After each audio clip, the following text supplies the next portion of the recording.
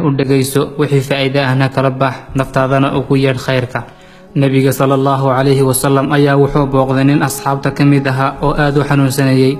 waxa uu weydiiyay Ilaahay wax ma weydiisan jirtay. wiilkii ayaa waxa uu ku jawaabay waxaan odhan jiray Ilaahayow dambiyada aan galay ciqaabteeda maalinta yawmil qiyaama liiga jari lahaa hadda ii soo dedejiyo adduunyada igaga jar.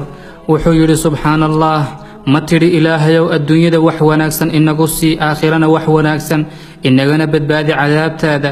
nabiyullaahi yuusuf calayhi salaam markii uu jeelka waqti badan ku dhex qaatay uu ku raagay waxa uu yidhi Ilaahayow jeelka aadayad igu dhex raajisay. Ilaahay ayaa u jawaabay oo yidhi adiga ayaa dalbaday jeel waana ku siinay haddii aad dalban lahayd dambi dhaaf waana ku dambi dhaafi lahayn. quraanka ayuu Ilaahay subxaanahu wa ta'aala ku xusay hadal uu nabi yuusuf yidhi qaala rabbi sijnu ahabbu ilayya mimma yad'uunani ilayhi. Ilaahayow jeelka ayaa iiga roon waxan ay iigu yeedhayaan. Ilaahayna dalabkiisii ayuu u oofiyey maadaama uu ka dalbaday jeel. dib u xasuuso noloshaada inta jeerad ku dhawaaqday weedha u eeg hadalladaas. imaam al-Wardi ayaa waxa uu yidhi al-qadaru muwakkilun bil mantiq. waxa aad ku hadlaysaan ka warhaya carabkiinana ka ilaaliya hadalla noocaasi ah oo habarina. waxa aad ku hadlaysaan naftiina ayay hadhow dib u keeni kartaa. waxa aad ku hadlaysaan amba aad Ilaahay ka dalbanaysaan ha noqdo waxa ugu wanaagsan ee aakhiriya adduunba ku anfacaya. sheeko uu warinayo sheekh lagu magacaabo Cali Dandaawi ayaa waxa uu leeyahay sheekhu Shaam ayaa waxaan ka ahaa qaadi amba garsoore. maalin maalmaha ka mid ah ay ahayd waqti ay cadceedu sii dhacday ayaa waxa aan wada soconay niman saaxiibaday ah. annaga oo dariiqa soconna ayaa waxa aan dareemay daal iyo culays zaa'id ah. waxa aan damcay inaan adkaysto oon la sii socdo saaxiibaday balse waan awoodi waayay. kadib ayaa waxaan ku yidhi iska sii socda anigu meeshan ayaan ku yara leexanaya oo hawada ayaan qaadanayaa.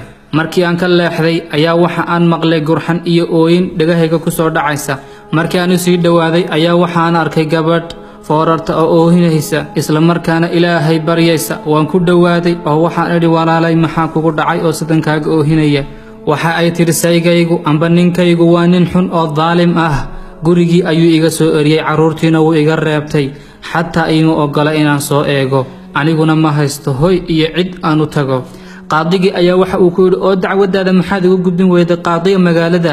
aad ayay u ooyday kadib waxa ay ku tirsiday gabadh anigoo kala qaadiga ugu tagi kartaa.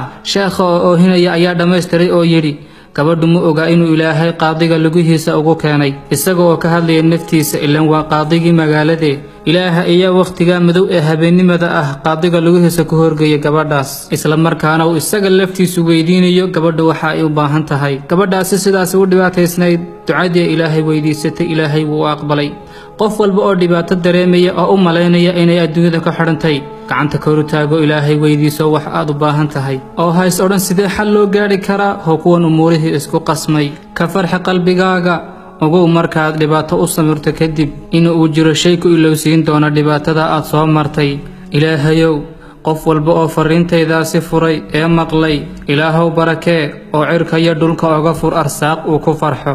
qof walba oo sii sheergareeya oo sii faafiyana Ilaahow jannadaada xisaab la'aan ugu nimcee.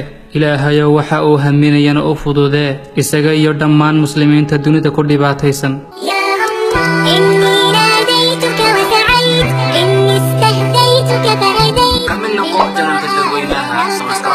oo nagu soo biir waxaad inoo tahay dardar iyo dhiirigelin.